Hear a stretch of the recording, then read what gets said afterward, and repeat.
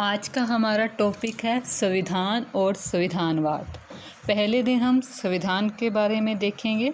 संविधान ऐसे नियमों का समूह है जिससे किसी राज्य की शासन व्यवस्था के साथ साथ वहाँ के लोगों के सामाजिक, आर्थिक, राजनीतिक जीवन का जिन नियमों से निर्धारण होता है उसे संविधान कहते हैं। संविधान के संबंध में विभिन्न विद्वानों ने विभिन्न परिभाषाएं दी हैं। राजनीति विज्ञान में कॉन्स्टिट्यूशन, संविधान को अंग्रेजी में कॉन्स्टिट्यूशन कहते हैं। कॉन्स्टिट्यूशन का अर्थ है राज्य के ढांचे तथा संगठन से होता है। तो इसके अंदर जो हमारे पास परिभाषाएं हैं उसमें ब्राइस, शासन संविधान उन नियमों को कहते हैं जो सरकार के आकार का निर्णय और उसके प्रति नागरिकों के अधिकारों और कर्तव्यों को निश्चित करते हैं। हर्मन फाइनर के अनुसार संविधान देश की राजनीतिक संस्था का ब्यौरा है। लुईस के अनुसार संविधान से अभिप्राय राज्य के ढांचे से और राज्य में राज्य सत्ता के प्रबंधन और वितरण से है। लिकॉक ने कहा है, किसी राज्य के ढांचे को उसका शासन विधान कहा जाता है। जेलिनिक ने कहा है, राज्य संविधान उन नैतिक सिद्धांतों का संग्रह होता है जो राज्य के प्रमुख अंगों का वर्णन करते हैं, उनकी उत्पत्ति और विकास पर प्रकाश डालते हैं, उसके परस्पर संबंधों को स्पष्ट करते हैं, उसके कार्यक्षेत्र को दिखाते हैं और उनमें हर एक राज्य के कार्यों के संबंध में मौलिक स्थान नियत करते हैं। संविधान के अब हम गुण देखेंगे। किसी देश का संविधान कितना अच्छा और कितना बुरा है और किन किन चीज़ों के आधार पर किसी देश के संविधान को अच्छा साबित किया जाता है, तो उसके प्रमुख गुणों में है स्पष्टता का सिद्धांत। इसका अर्थ है संविधान की प्रत्येक धारा सरल और स्पष्ट होनी चाहिए। सूक्ष्मता, संविधान ज़्यादा लंबा नहीं होना चाहिए बल्कि केवल महत्वपूर्ण बातें उसमें लिखी हों, ना कि अनावश्यक बातें। व्यापकता, इसका अर्थ है संविधान सारे देश में लागू होना चाहिए। इसमें संघीय व केंद्रीय दोनों प्रकार की सरकारों को शामिल किया जाना चाहिए।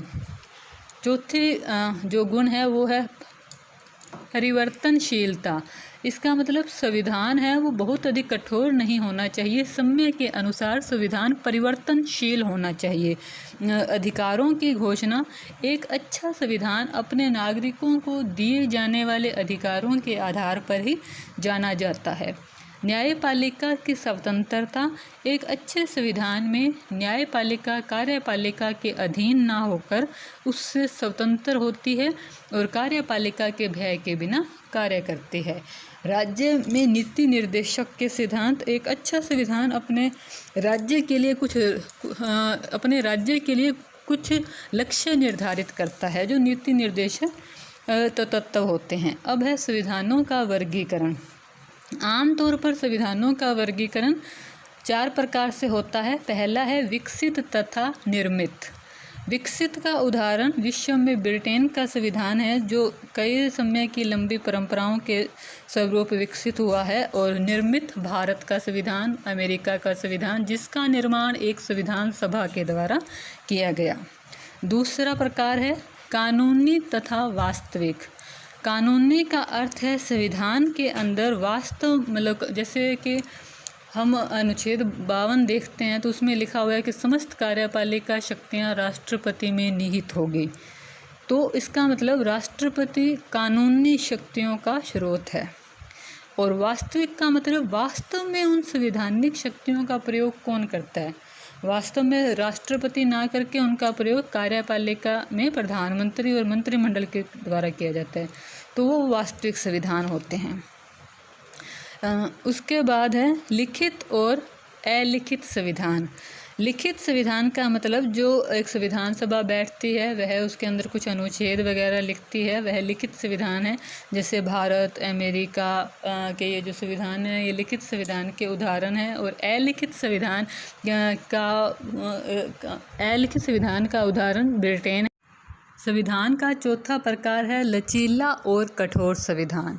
लचीले और कठोर संविधान का निर्धारण संविधान में संशोधन की प्रक्रिया के आधार पर निर्धारित किया जाता है।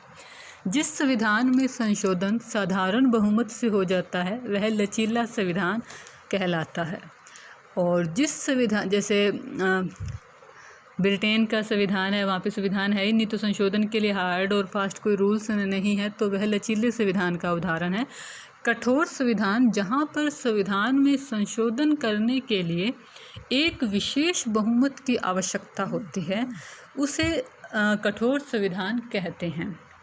जैसे कि अमेरिका में संविधान संशोधन करने के लिए 2/3 जो वहाँ की कांग्रेस है उसके दोनों सदनों का 2/3 बहुमत चाहिए, और साथ ही जो वहाँ के राज्य हैं उनका 3/4 राज्यों की सहमति आवश्यक होती है।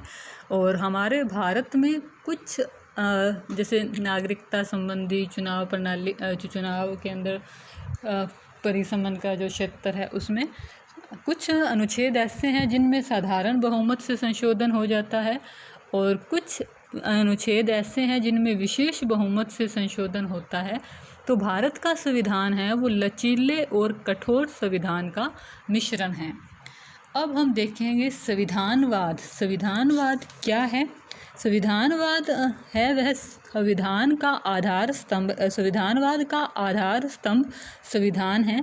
संविधानवाद वर्तमान युग की प्रमुख मांग है। यह सभ्य समाज का निर्माणक है। राजनीतिक व्यवस्था का संचालन नियमों और कानून के अनुसार करने को ही संविधानवाद कहते हैं। इसको लेकर विद्वानों ने विभिन्न तरह की परिभाषाएं दी हैं।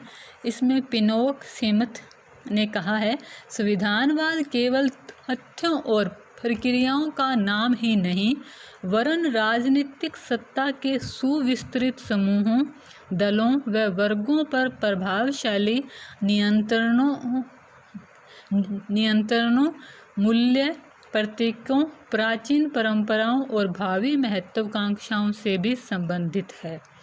कार्टर का कथन है, मूल अधिकार व स्वतंत्र न्यायपालिका हर संविधानवाद की सामान्य और अनिवार्य विशेषता है।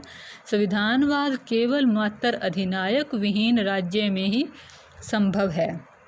इसके संबंध में एक फेमस कोटेशन J.S. राव से की है, धारणा के रूप में संविधानवाद अनिवार्य रूप से सीमित सरकार और शासित और शासन के ऊपर नियंत्रण की एक व्यवस्था है।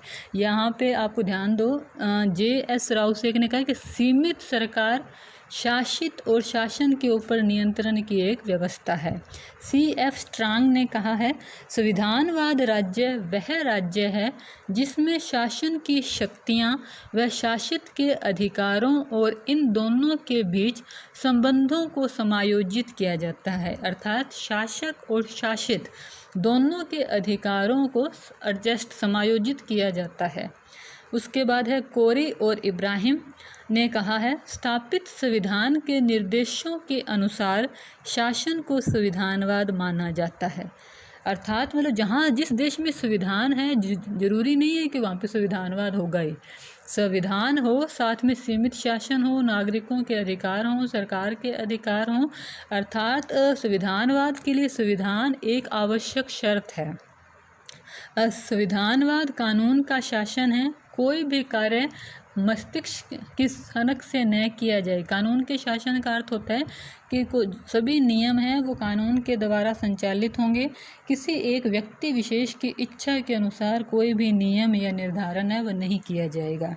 संविधानवाद की जो शर्तें हैं वो बता रही हूँ अब मैं आपको। तो पहली शर्त है कानून का शासन।